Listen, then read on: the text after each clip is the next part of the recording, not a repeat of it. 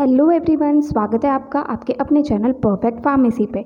मैं हूं सुनीता कंवर एंड आज के वीडियो के अंदर हम लोग जो हमारा 5th सेमेस्टर का सब्जेक्ट है फार्मास्यूटिकल जूरिस्प्रूडेंस, जो कि बहुत ज़्यादा इंपॉर्टेंट सब्जेक्ट रहता है जीपैट के लिए भी, तो उसके कुछ एमसीक्यूज जो है वो हम लोग आज के वीडियो के अंदर डिस्कस करेंगे। तो हमारा जो फर्स्ट एंड सेकेंड यूनिट का जो टॉपिक आता है वो आता है drugs and cosmetics act 1940 and it's rules 1945। तो फर्स्ट एंड सेकेंड यूनिट के अंदर जो भी ड्रग्स एंड कॉस्मेटिक्स एक्ट के बारे में दिया गया है उसमें से क्वेश्चंस जो है वो हम आज के वीडियो के अंदर कंप्लीट जो भी क्वेश्चंस हमें डिस्कस करने वो हम डिस्कस करने वाले हैं। ठीक है, आप इस वीडियो को एंड तक देखिएगा। ये बहुत ज़्यादा इंपॉर्टेंट जो सब्जेक्ट है बहुत ज़्यादा इंपॉर्टेंट है जीपैट के लिए, क्योंकि क्या है इसका सिलेबस छोटा है बट इससे क्वेश्चंस जो हैं वो ज़्यादा क्वांटिटी के अंदर पूछे जाते हैं। 10-12 क्वेश्चंस जो है वो इसमें से आ जाते हैं, तो वो हमारे लिए बहुत ज़्यादा सही जो है वो रहता है। तो अगर हम इस सब्जेक्ट को अच्छे से पढ़ लेंगे तो डेफिनेटली क्या होगा कि हमारे अच्छे मार्क्स जो है जीपैट में जैसे हमें जो स्कोर चाहिए वो आना थोड़ा सा ईजी हो सकता है। ठीक है, तो ये हमारा हो गया फार्मास्यूटिकल जूरिस्प्रूडेंस सब्जेक्ट, जिसके फर्स्ट एंड सेकेंड यूनिट के अंदर हमारे पास आता है drugs and cosmetics act 1940 and it's rules 1945। ठीक है, इसके एमसीक्यूज हम लोग यहाँ पर डिस्कस करने वाले हैं। सो यहाँ पर हम लोग एमसीक्यू जो है वो डिस्कस कर रहे हैं। ठीक है, विद सोल्यूशन हम यहाँ पर डिस्कस करें। बाकी इसकी पीडीएफ जो है आंसर्स के साथ में आंसर हाईलाइट हुई वो आपको हमारे टेलीग्राम चैनल पर मिल जाएगी, तो वो चीज़ आप वहाँ जा करके चेक कर सकते हैं। एंड अगर आपको लगता है कि ये वीडियो आपके लिए कहीं से भी हेल्पफुल रही तो प्लीज़ आप इस वीडियो को लाइक करना एंड ज़रूर अपने फ्रेंड्स के साथ भी इस वीडियो को शेयर करना। ठीक है, बाकी अगर आप लोगों को लगता है कि किसी के भी आंसर में थोड़ा बहुत डाउट आपको लग रहा है तो वो चीज़ आप कमेंट सेक्शन में कन्फर्म कर सकते हैं। ठीक है, सो फर्स्ट क्वेश्चन हमारा आता है शेड्यूल जी ड्रग इज। तो शेड्यूल जी के अंदर हमारे पास क्या आता है? शेड्यूल जी के अंदर आते हैं ऐसी ड्रग्स जो कि हमें मेडिकल प्रोविज़न मतलब डॉक्टर के परमिशन के साथ ही लेनी है। बिना डॉक्टर की परमिशन के ऐसे हम लोग जा कर के फार्मेसी से इस दवाई को नहीं खरीद सकते। तो शेड्यूल जी ड्रग के अंदर हमारे पास क्या मेडिकल सुपरविजन के अंदर लेने वाली ड्रग आती हैं। तो अब हमारे पास ऑप्शंस है, फर्स्ट है ऑक्सीटोसिन, सेकंड है इंसुलिन, थर्ड है टैमोक्सिफेन एंड फोर्थ है ऑल ऑफ द अबव। तो इसका जो करेक्ट आंसर होगा फोर्थ ऑप्शन होगा। ऑक्सीटोसिन, इंसुलिन एंड टैमोक्सिफेन ये तीनों की तीनों ही जो है हमारे पास में शेड्यूल जी ड्रग आती हैं, तो इसलिए इसका आंसर हमारा हो गया ऑल ऑफ द अबव। सो यहाँ पर हमारा करेक्ट आंसर जो है फोर्थ ऑप्शन आ जाएगा। ठीक है, that is all of the above. Now second question हमारे पास आता है schedule O deals with the. अब शेड्यूल ओ जो है वो गिवन ऑप्शंस में से किस चीज़ से जो है डील करता है? तो सबसे ज़्यादा क्वेश्चंस जो है वो हमारे शेड्यूल्स के ऊपर बनते हैं, जो हम लोगों ने शेड्यूल ए से लेकर के शेड्यूल वाई जो है वो हम लोगों ने डिस्कस करे थे, या फिर schedule X B X Y वो सारे हम लोगों ने लास्ट में डिस्कस करे थे। तो कंप्लीट जितने भी शेड्यूल्स हैं ना उसमें से क्वेश्चंस बहुत ज़्यादा पूछे जाते हैं, तो वो हमें कैसे भी करके ट्रिक लगा के जैसे भी हमें लर्न हो वो हमें ज़रूर से लर्न करना ही है।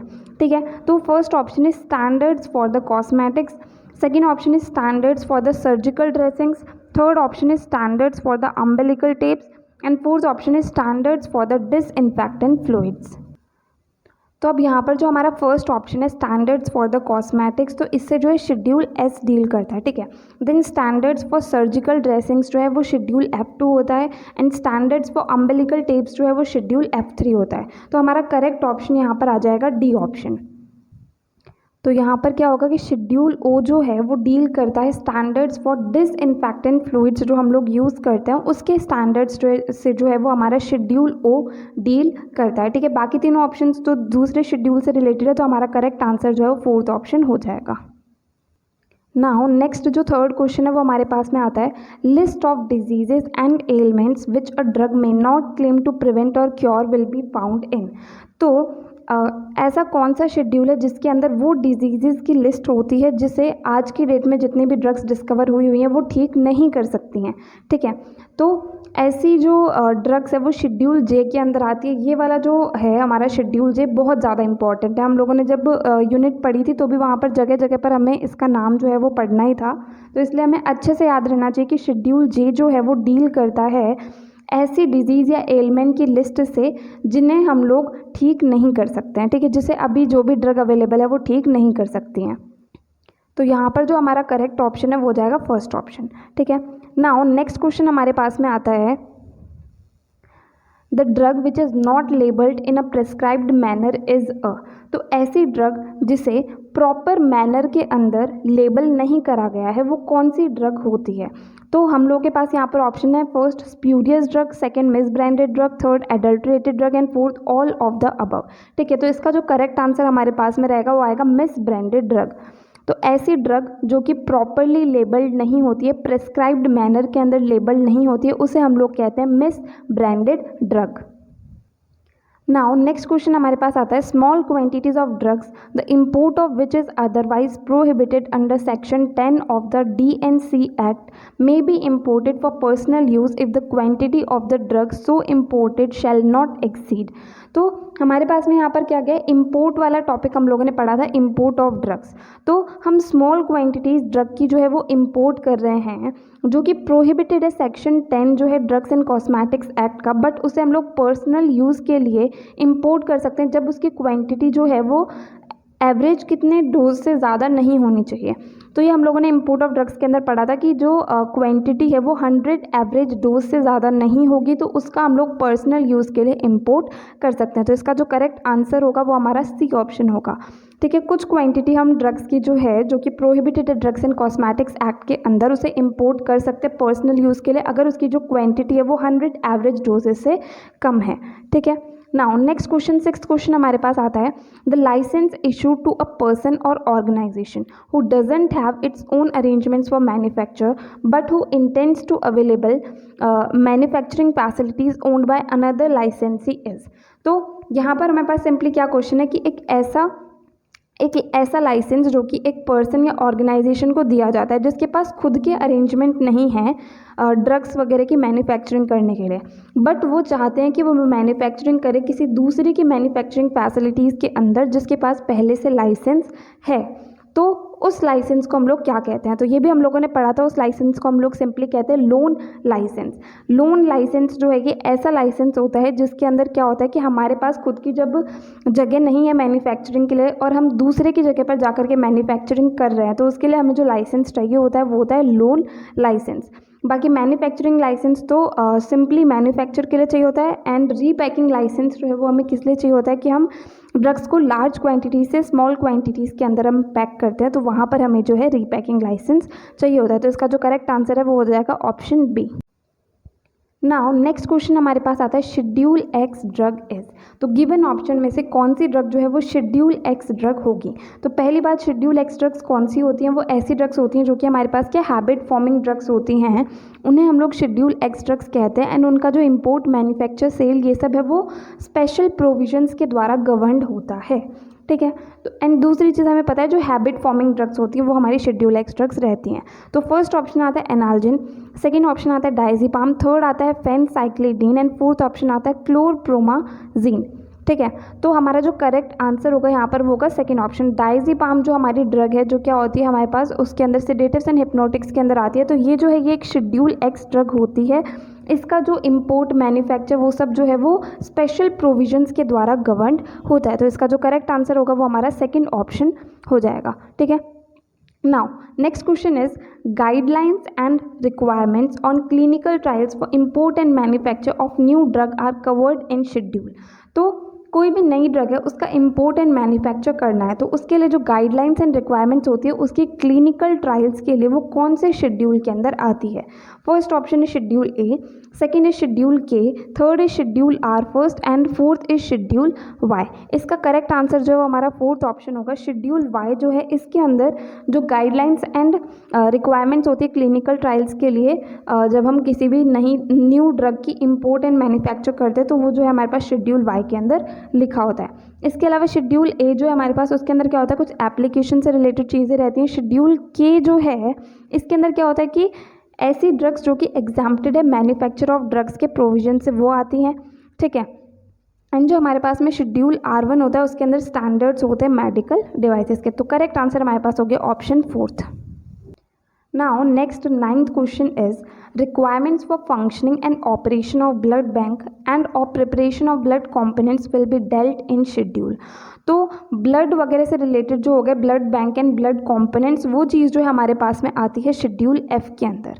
ठीक है, तो हमारा जो यहाँ पर करेक्ट आंसर आएगा वो सेकेंड ऑप्शन आ जाएगा। ठीक है। तो ब्लड बैंक जो है उसकी फंक्शनिंग एंड ऑपरेशन के लिए जो भी रिक्वायरमेंट्स होती हैं, ब्लड कंपोनेंट्स के प्रिपरेशन के लिए, उनकी फंक्शनिंग के लिए जो भी रिक्वायरमेंट्स होती है ना, वो सब शेड्यूल एफ के अंदर होती है। शेड्यूल एफ के भी दो पार्ट्स होते हैं, first and second. First part जो है वो ब्लड बैंक से रिलेटेड होता है एंड सेकंड पार्ट जो होता है वो ब्लड कंपोनेंट्स जो है उससे रिलेटेड होता है। तो इसका करेक्ट आंसर हमारे पास आ जाएगा option B. Now, next question is, according to Drugs and Cosmetics Act, drugs used under medical supervision are comes under, तो ड्रग्स एंड कॉस्मेटिक्स एक्ट के अकॉर्डिंग ड्रग्स जिन्हें मेडिकल सुपरविजन के अंडर ही हम लोग यूज़ कर सकते हैं वो कौन से शेड्यूल के अंदर आती है। तो ये चीज़ मैंने अभी थोड़ी देर पहले बताई थी, हमारे पास करेक्ट आंसर आ जाएगा शेड्यूल जी। ठीक है, सो सी ऑप्शन जो है वो करेक्ट हो जाएगा। शेड्यूल जी जो है इसके अंदर ऐसी ड्रग्स आती हैं जिन्हें हम लोग सिर्फ और सिर्फ मेडिकल सुपरविजन के अंदर ही यूज़ करते हैं। ठीक है, now next question is that the requirement and guidelines for clinical trials as per drugs and cosmetics act is given under schedule. तो ये भी हम लोगों ने देखा था, क्लिनिकल ट्रायल्स जो है उसके लिए जो रिक्वायरमेंट्स एंड गाइडलाइंस होती है एंड वो भी import manufacture of new drugs वाली, तो वो जो हमारे पास में शेड्यूल वाई के अंदर आती है। तो इसका करेक्ट आंसर हमारे पास हो जाएगा option C. Simply requirement and guidelines जो है क्लिनिकल ट्रायल्स के लिए ड्रग्स एंड कॉस्मेटिक्स एक्ट के अकॉर्डिंग शेड्यूल वाई के अंदर आती है। Now next question is list of poisons of Ayurveda, Siddha and Unani system are given in schedule. So जो भी हमारे पास में पॉइजन्स होते हैं according to Ayurveda, Siddha, Unani system, तो उसकी लिस्ट जो है वो हमारे पास में शेड्यूल E1 के अंदर जो है वो दी गई है। तो ये चीज़ें हम लोगों को सीधे सीधे याद ही रखनी है। अब इसके अंदर समझने का तो कुछ है नहीं, हमें शेड्यूल सारे लर्न होंगे तो हम फटफट इसके आंसर्स को टिक कर सकते हैं। तो शेड्यूल E1 जो है इसके अंदर क्या है, पॉइजन्स की लिस्ट है according to Ayurveda, Siddha, Unani system of medicine. Now next question is schedule K as per the drugs and cosmetics act 1940 deals with.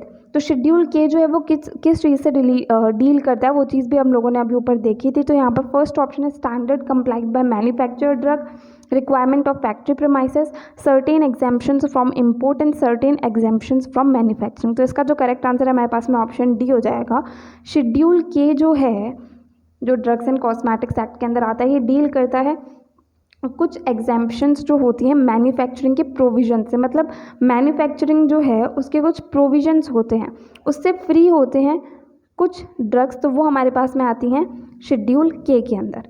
ठीक है, next question is schedule F as per the drugs and cosmetics act deal with. तो schedule F जो है वो किस चीज़ से deal करता है, तो शेड्यूल एफ जो होता है वो ऑफ्थेल्मिक प्रिपरेशंस जो होते हैं उसके स्टैंडर्ड से डील करता है। तो करेक्ट आंसर हमारे पास में आ गया फर्स्ट ऑप्शन। ठीक है,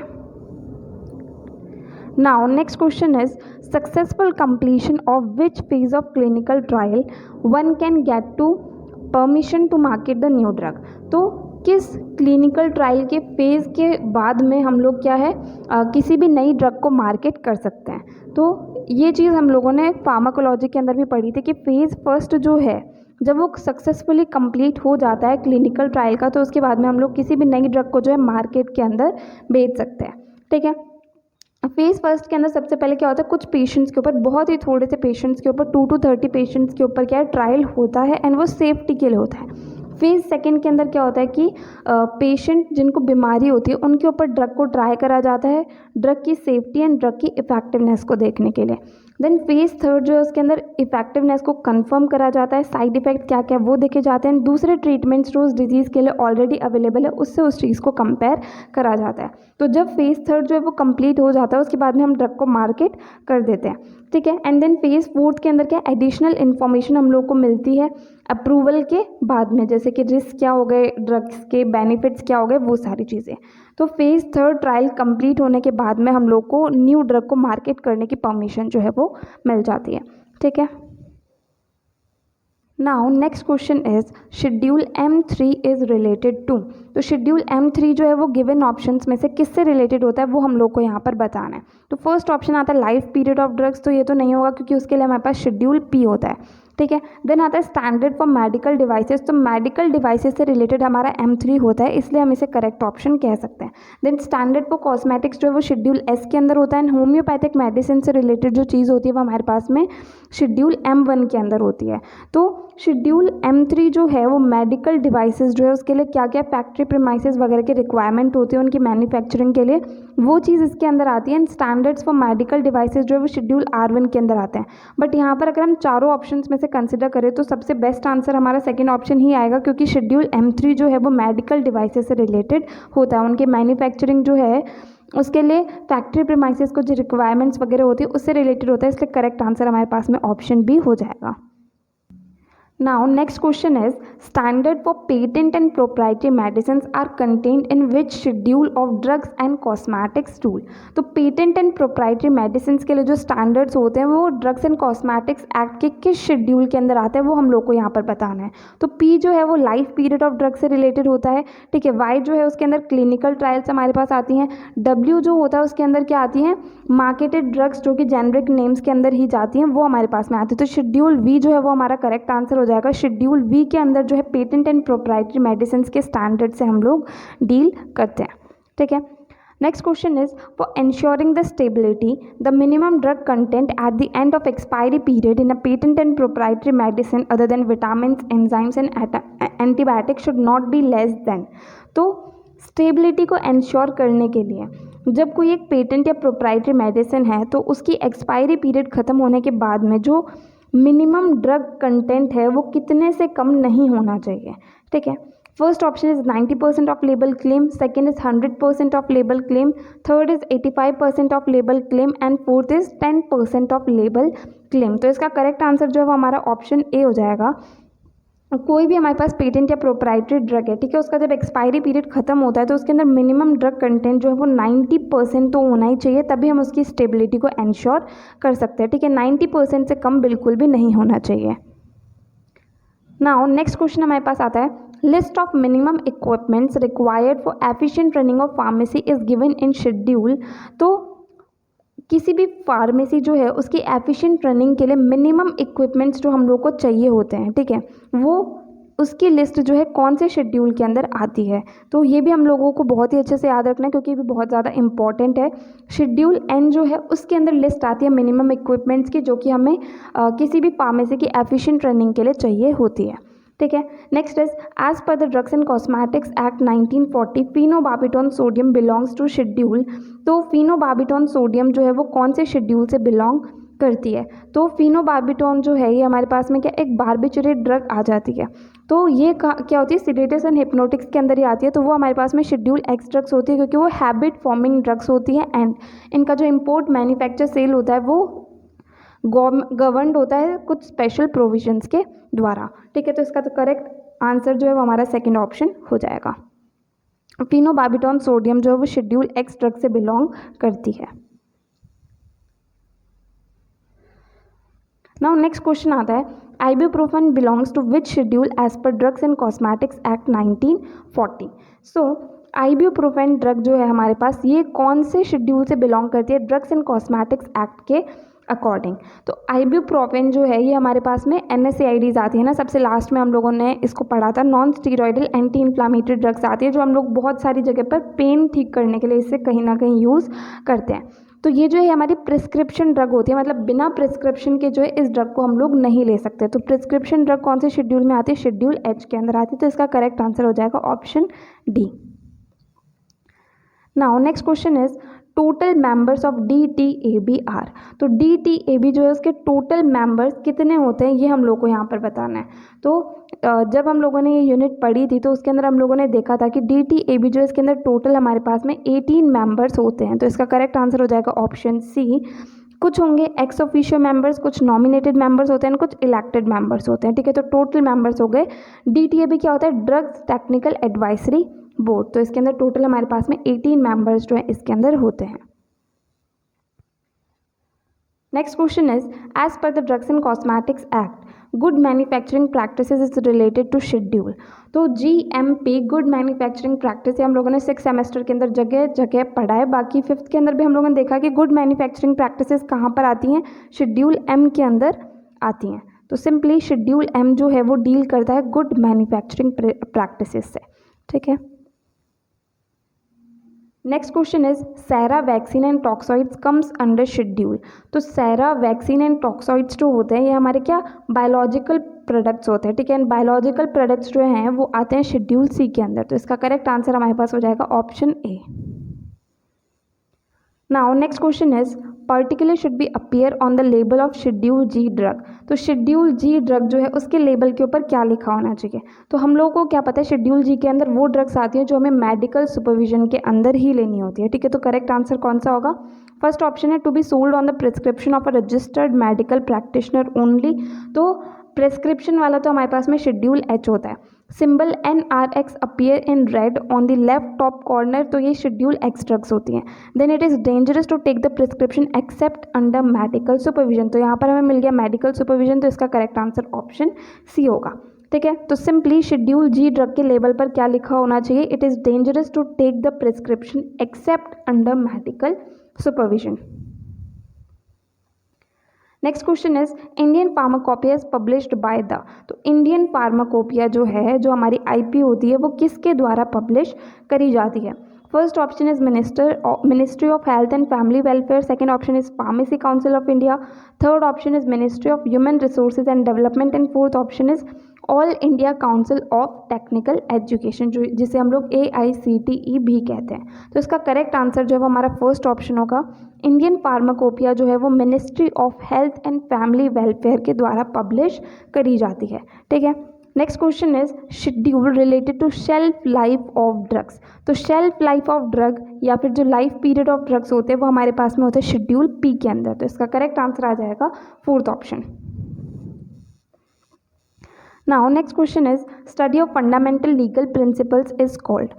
फंडामेंटल लीगल प्रिंसिपल्स की स्टडी को हम लोग क्या कहते हैं। फार्मेसी तो नहीं कहते क्योंकि वो तो हमारी मेडिसिन की स्टडी होती है।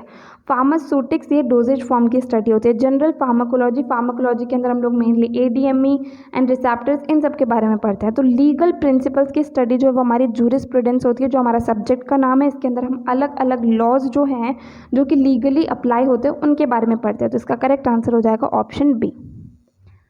Next is chairman of DTAB is. तो ड्रग्स टेक्निकल एडवाइजरी बोर्ड जो है इसके चेयरमैन जो हैं वो कौन होते हैं। First option is director general of health sciences. Second option is director central drug laboratory. Third option is president MCI and fourth option is drug controller of India. तो इसका जो हमारे पास में करेक्ट आंसर होगा वो होगा फर्स्ट ऑप्शन। DTAB जो है उसके चेयरमैन होते हैं director general of health sciences. General of health sciences के जो डायरेक्टर होते हैं वही हमारे DTAB के चेयरमैन होते हैं। Next is schedule S is concern with. तो हमने जगह जगह अभी ये चीज़ बोली है कि शेड्यूल S जो है वो होता है कॉस्मेटिक्स के लिए। तो सिंपली शेड्यूल S जो है वो स्टैंडर्ड्स जो होते हैं कॉस्मेटिक्स के उससे कंसर्न होता है, उससे रिलेटेड होता है। Next question is list of the drugs sold by the retailer on prescription of registered medical practitioner only. तो प्रिस्क्रिप्शन ड्रग्स जो है वो हमारे पास में शेड्यूल H के अंदर आती है। तो इसका करेक्ट आंसर हमारा हो जाएगा ऑप्शन C, ठीक है। सो प्रिस्क्रिप्शन है रजिस्टर्ड मेडिकल प्रैक्टिशनर के द्वारा हमारे पास, तो तभी हम उस ड्रग को सेल करें तो वो हमारी शेड्यूल H ड्रग्स या फिर प्रिस्क्रिप्शन ड्रग्स जो हैं वो होती हैं। Next is drug inspector is appointed under section dash of Indian panel code. तो इंडियन पैनल कोड के कौन से सेक्शन के अंडर ड्रग इंस्पेक्टर को अपॉइंट करा जाता है। तो इसका करेक्ट आंसर होगा ऑप्शन ए, जो सेक्शन 21 होता है इंडियन पैनल कोड का, उसके अंडर जो है ड्रग इंस्पेक्टर को अपॉइंट करा जाता है। Next question is which schedule of drugs exempted from certain provisions of import. तो यहाँ पर सिंपली ये पूछा है कि कौन सा शेड्यूल है जिसके अंदर ड्रग्स जो कि कुछ प्रोविजंस ऑफ इम्पोर्ट से एग्जाम्प्टेड होती है, फ्री होती हैं, वो कौन सा शेड्यूल होता है। तो इसका जो हमारा करेक्ट आंसर होगा वो होगा शेड्यूल D, ठीक है। मैन्युफैक्चरिंग की कुछ जो आती है, मतलब यहाँ पर जैसे इम्पोर्ट की जगह मैन्युफैक्चरिंग हो गया कि कुछ प्रोविजंस जो मैन्युफैक्चरिंग के होते हैं उससे जो ड्रग्स एग्जाम्प्टेड होती है वो शेड्यूल K के अंदर आती हैं। एंड शेड्यूल D के अंदर हमारे पास वो ड्रग्स आती हैं जो कि क्या होती हैं, इम्पोर्ट के कुछ प्रोविजन से एग्जाम्प्टेड होती हैं। नाउ लास्ट क्वेश्चन जो आज हम यहाँ पर इस यूनिट का डिस्कस करने वाले हैं वो है if a drug consist any filthy putrid or decomposed substance it is kept under insanitary condition if its container is composed of any poisonous substance, if it contains any harmful or toxic substance which may be injurious to health, such drugs are called. तो यहाँ पर हमसे question में ये पूछा है कि कोई एक ऐसी ड्रग है जिसके अंदर फिल्दी, प्यूट्रिड या डीकम्पोज सब्सटेंस प्रेजेंट है, देन उसे इनसैनिटरी कंडीशंस के अंदर रखा गया है, देन उसका जो कंटेनर है उसके अंदर पॉइजनस सब्सटेंस प्रेजेंट है, या फिर उसके अंदर कोई भी हार्मफुल या टॉक्सिक सब्सटेंस प्रेजेंट है जो कि हेल्थ के लिए इंजूरियस हो सकता है, खतरनाक हो सकता है, तो उन ड्रग्स को हम लोग क्या कहते हैं।